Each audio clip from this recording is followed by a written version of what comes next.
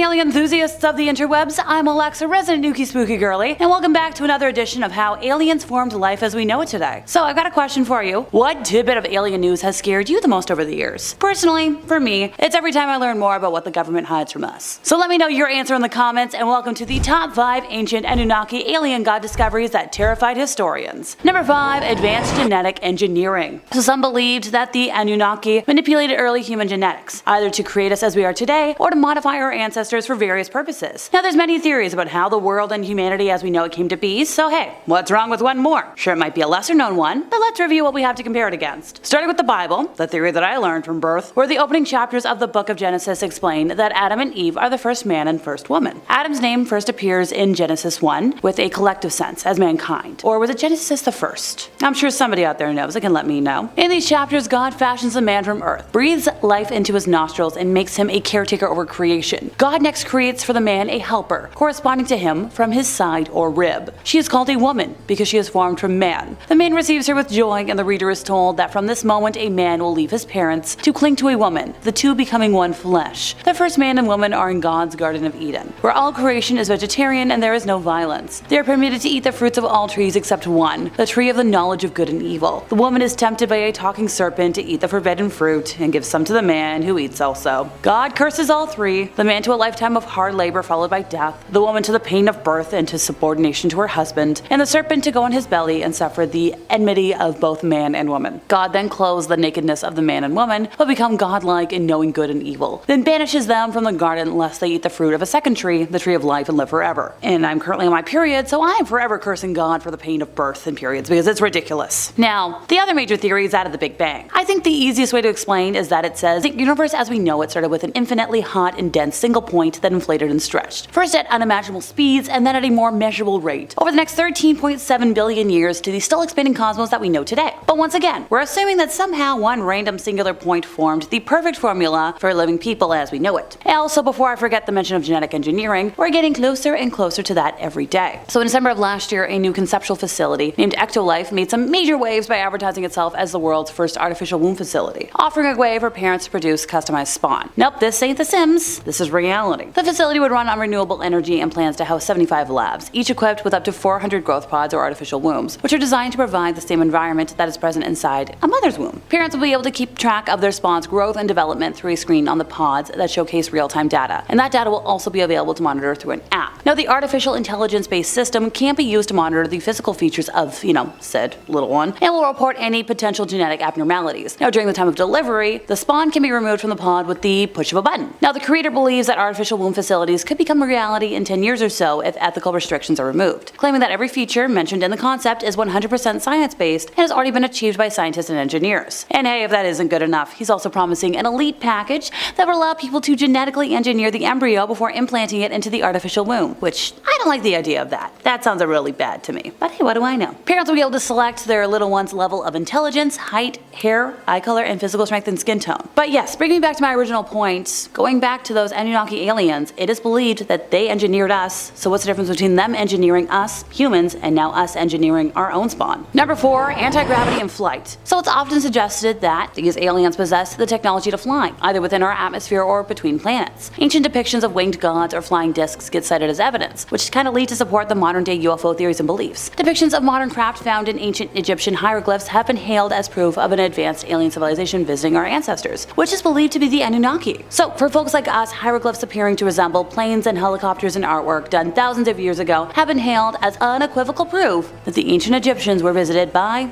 the folks above, with many supporters of the theory saying if the ancient civilization was putting helicopters and modern spacecraft in their artwork, then they must have seen them or at least observed images of them. Makes sense to me. Now, the helicopter hieroglyphs moniker is a name given to part of an Egyptian hieroglyph carving from the temple of Setsi I at Abydos. They've been interpreted as an out-of-place artifact, depicting some modern technology. Well, what we consider modern. So the initial carving translates to "He who repulses the 9 enemies of Egypt." It was later filled in with plaster and recarved during the reign of Ramesses II with the title he who protects Egypt and overthrows the foreign countries. Over time, the plaster has eroded away, leaving both inscriptions partially visible and creating a overlapping palimpsest-like effect. As with all dates in ancient Egypt, the actual dates of Seti's reign are unclear, and various historians propose different dates: 1294 BC to 1279 BC, 1290 BC to 1279. Those tend to be the most common according to scholars. I am not one, I'm just citing them. The 3,000-year-old hieroglyphs are not only said to depict a helicopter, but also, the usual symbols: insects, snakes, things that make me crawl and my neck go eek. One popular theory, known as the ancient aliens theory, is that, once again, the Anunnaki, the folks that brought details of futuristic technology to the Egyptians, they were visitors from a far-flung, highly advanced planet, visiting to share their knowledge with the primitive communities here on Earth. The beliefs claim these extraterrestrials were the ones behind the development of the pyramids, Stonehenge, and other famous world monuments. And this is not the last I'll be talking about that today. Steve Mera is a UFOologist who tours the country giving talks on the research he conducts. He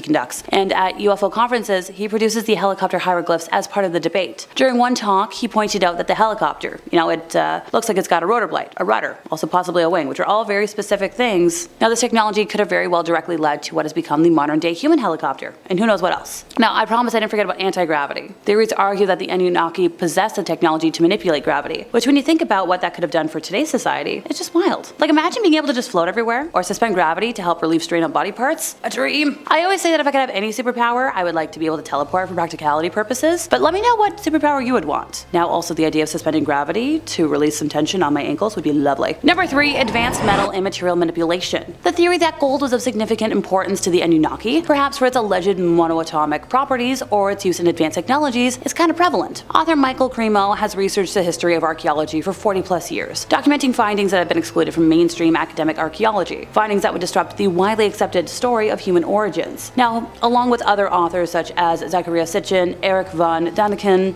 Michael Tellinger, and several others, they kind of make compelling arguments that the Anunnaki were in fact off-world beings posing as gods. This theory asserts that these sky gods genetically engineered the human race as, their subspecies, which may account for weak links in the evolutionary story and the variations that I mentioned earlier. These theories give birth to the ancient astronaut hypothesis, asserting that off-world beings have been posing as gods to influence human affairs for millennia, which explains the presence in hieroglyphs. Many believe that the Anunnaki extracted massive amounts of gold using human labor, which is derived from multiple discoveries of ancient mining tunnels in South Africa, as well as relics and links to the Sumerians. Nobody knows why they wanted gold, nobody knows how much was taken, and it's believed the Anunnaki introduced the concept of money, finance, and debt to human societies. That could explain the evolution of mining into the gold rush era, with gold being equivalent to godliness and power. Nowadays, I find folks tend to forget just how dominant gold as a resource is, and how powerful gold mining can be to an economy. Granted, as a gal who grew up in a town where almost the entire economy relies on the success of gold mines, I'll never forget. My dad would never let me live it down. So it's crazy to think how the alien tech influenced that. Number 2, advanced sound and resonance technologies. So some theories suggest that the Anunnaki used sound as a building tool, especially when it came to constructions of, the pyramids and whatnot. So let's go back to those pyramids. Let's go to the city of El Giza, the Giza Pyramid Complex, the necropolis. This architectural marvel contains 3 pyramids: the Pyramid of Khafre, Menkaure, and of course, the Great Pyramid of Giza. We've all heard about it. Each pyramid was created for a different pharaoh, but a lot of historians are convinced that their collective design is cohesive and intentional, since the arrangement of the structures might represent the Orion constellation. But the crown jewel of everything, the Great Pyramid. Most of us believe it was erected under the watchful eye of the pharaoh Khufu, to be a tomb where the king would complete his transformation into a god in the afterlife. Once again, that mention of godliness. Standing around 146.7 meters high and stretching 234.4 meters wide, it looms above everything around it. It was assembled from 2.5 million stone blocks, some of which came from over 500 miles away, which is pretty amazing when you consider they didn't have the use of wheels at the time, and construction only took 20 years. If that sounds like a lot to anybody, try living in Toronto where construction takes that long to renovate a single road. Whoever designed and built the pyramids had incredibly detailed knowledge and architectural skill. When completed, the pyramid towered over the city, and its corners aligned almost exactly with the points of a compass. In general, Egyptians often oriented structures to true north quite precisely, likely using stars such as Polaris to orient their work, and the Great Pyramid is no exception. Now, the origins and composition of the pyramid, our oldest one of the world, have long confounded scholars. How did the engineers manage to achieve this masterpiece? How did they do it so quickly? Nobody knows. While some folks believe that construction workers may have used large ramps to transport the stones, this theory has actually been largely disproven because there's very little evidence to support the claim. So, we bring in the Anunnaki. Look, it's true, it would have been very difficult for humans to build the pyramids, and there's no historical evidence. So if we're gonna believe that it was the aliens, they came to Earth, they kickstart civilization, we're bringing in that God theory again, like it's all linking together, folks. Believers like us argue that in order to design the pyramids as they are, one would need a bird's eye view, the kind that could be provided from, a flying saucer. In order to create an object that obeys the so-called golden ratio, the Egyptians would have needed help from outside sources. Also, once again, this Anunnaki tech,